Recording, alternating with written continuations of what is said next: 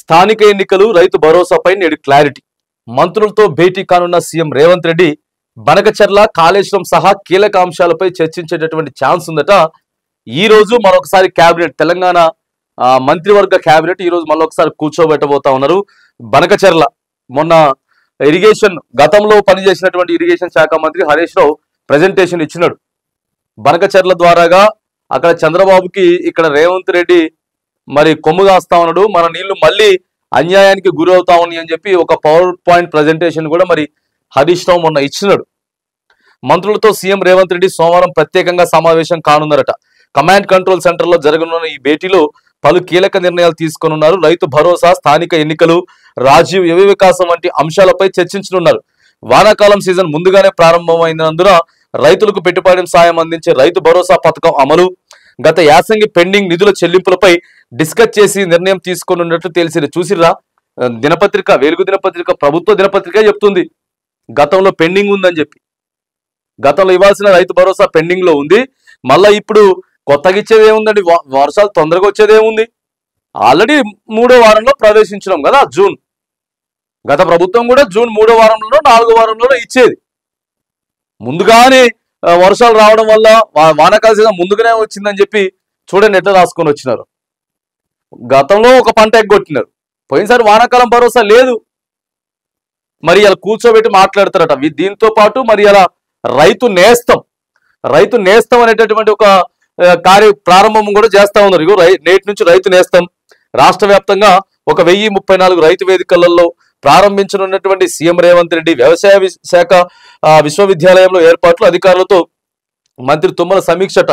ఇప్పుడు వర్షాలు పడుతున్నాయి కదా, రైతులు ఎలాంటి పంటలు వేయాలి, ఎలాంటి జాగ్రత్తలు తీసుకోవాలి అనేటటువంటి అంశాలన్నింటినీ కూడా అక్కడ వ్యవసాయ విద్యాలయంలో ఆడిటోరియంలో 1500 మంది రైతులను కూర్చోబెట్టి, రైతు వేదికలు దాదాపుగా 1034 రైతు వేదికలలో అక్కడ రైతులను కూర్చోబెట్టి ముఖ్యమంత్రి గారు మాట్లాడి, వీడియో కాన్ఫరెన్స్ మాట్లాడి చెప్తారట. ఇవన్నీ కార్యక్రమాలు ఇలా కూడా చేస్తారట.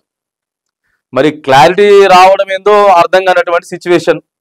ఓ వైపేమో 5వ తారీఖు నుంచి సరే దరఖాస్తులు తీసుకుంటా ఉన్నారు. ఇంకా కొత్తగా పాస్ పుస్తకాలు ఎవరికి వచ్చినాయి, దాంతోపాటు మీ బ్యాంక్ అకౌంట్ బుక్లు ఇవన్నీ కూడా ఇవ్వమని చెప్తుంది ప్రభుత్వం. 20వ తారీఖు వరకు లాస్ట్ డేట్ అని చెప్తున్నారు. మరి అలా 16 తారీఖు క్లారిటీ వస్తుంది రైతు భరోసా మీద అని చెప్తున్నారు. దయచేసి పెట్టుబడి సాయం మాత్రం రైతులకి ఇవ్వాలి. మనం పదే మొత్తుకుంటున్నాం మన ఛానల్లో కూడా. అట్లా ప్రశ్నించే గొంతులు చాలా మంది మాట్లాడబట్టి, లేకపోతే రైతు భరోసా ఎప్పుడో అవసరమైతే ఆపేసేటోళ్ళు, పరిస్థితులు బాగలేవని. ఎందుకంటే ఒకటి మొత్తానికి లేదు, మొన్నటిదేం సగం ఇచ్చినారు చెప్తున్నారు, వాళ్ళే చెప్తున్నారు, ప్రభుత్వమే చెప్తుంది. దాంతో పెండింగ్ లో ఉన్న దాంతో పాటు మళ్ళీ ఇప్పుడు ఇవ్వాలి. మరి 21 తారీఖు నుంచి ఇస్తారా, 25 తారీఖు నుంచి వస్తారా అనేది మరి ఇవాళ అయితే క్లారిటీ రాబోతా ఉంది. దయచేసి ఎన్ని ఎకరాలు లోపిస్తారు, ఇచ్చిన తర్వాత అయినా సరే ఒక 5 ఎకరాలు లోపిస్తే 5 రోజులలో పైసలు ఇచ్చేరి.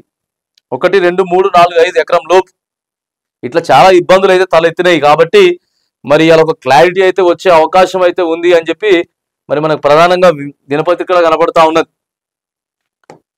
ఇక ఏపీ చేపడుతున్న బనకచర్ల ప్రాజెక్టు, కాళేశ్వరం ప్రాజెక్టు సంబంధించిన NDSA నివేదికలు, విజిలెన్స్ నివేదికలు ఇట్లా వీటన్నిటి మీద కూడా తర్వాత జూన్ 30లోగా స్థానిక షెడ్యూల్ రాబోతా ఉంది.